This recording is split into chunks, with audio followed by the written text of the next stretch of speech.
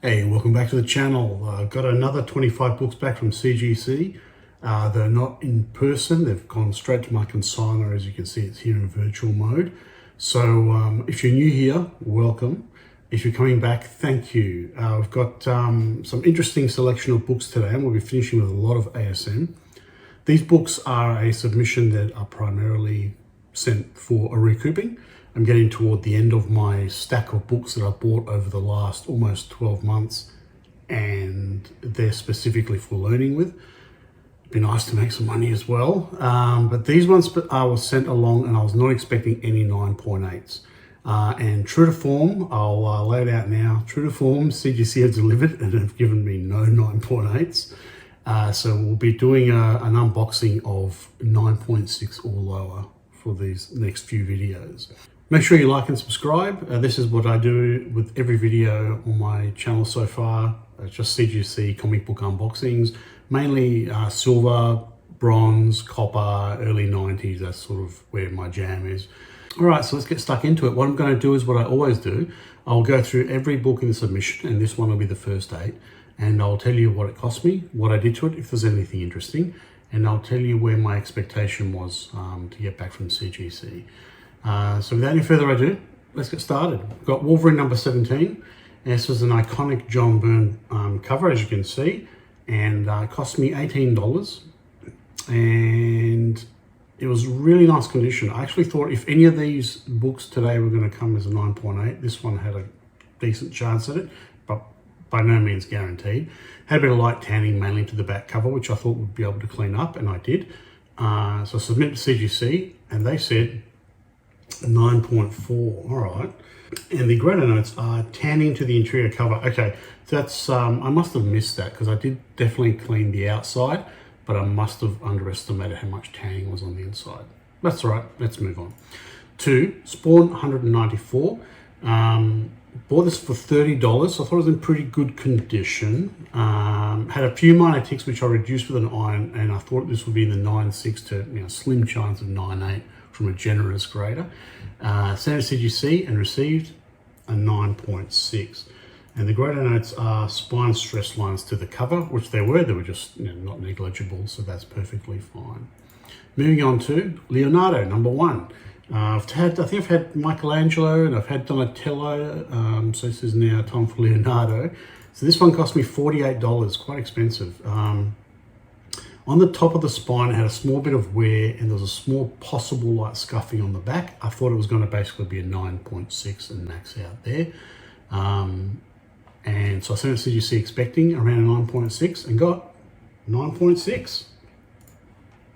Spine stress lines to the cover are the only greatest marks, and that's perfectly fair. Moving on to Amazing Spider-Man 302. Iconic McFarlane, love these books. Cost me $14. Turned up in reasonable condition. Had a few light ticks, but they were definitely notable. So I didn't think it was going to max out, be a 9.8 contender.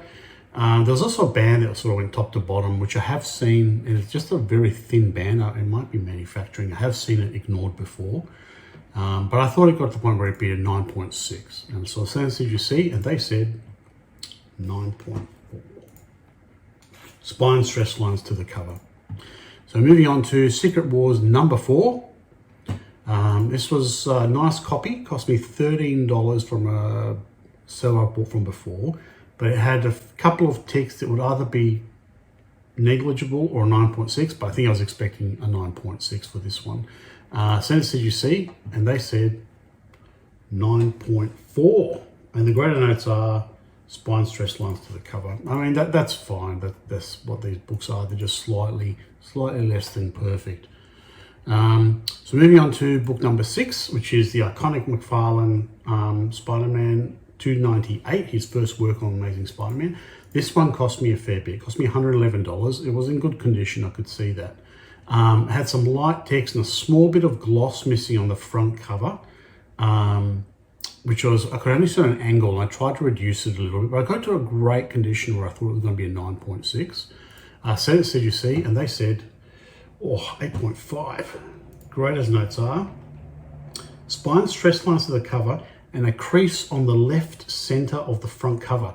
So that's near where I would have said the glossy spot was missing, and they've deemed it as a crease. I think that's fairly harsh because it can't be seen easily. And it is on white. 8.5 for one crease would indicate it's a fairly large crease. So, but that's all right. I have to wear that one, unfortunately.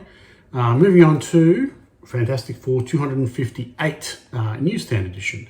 This is another iconic cover, John Byrne, one of my favourite covers, certainly from the Fantastic Four, and cost me $27 because I thought it was in nice condition. And the ticks looked quite light, but there were a few which would probably limit it. There was a bend on the front cover I worked on that was generated by one of those ticks, and it can really impact the look of the book. I reduced it a lot, but I thought sort of 9.4 to 9.6 is where it would land. Possibly less if it was seen more as a crease rather than a tick. So sent CGC, and they said 9. Greater notes are spine stress lines to the cover. So yeah, there's spine stress lines, and they've obviously deemed that it was considerable. And it's hard to get those bends out. Maybe it regressed a little bit, but that's all right. All right, moving on to the last book of the first part of the submission, which is Dark Crystal #1, Newsstand edition. So I love these movies, along with Labyrinth, and back from the 80s. This book came to me for $18 and had a few ticks. There was a bit of oxidation on the back cover, which I did lighten. And I thought it was basically a 9.6 contender, and probably maybe a negligible chance of a 9.8. So sent CGC, and they said 9.6. I don't have any graders notes, but I'm going to assume that was spine ticks for that one. So that concludes the first 8 books for the 25 book submission back from the CGC, and pretty as expected results, which is good. Again, this submission was mainly a recouping one. So the next video will be the next 8, and then we'll do the last 9 of the third part of that series, and I hope to see you there.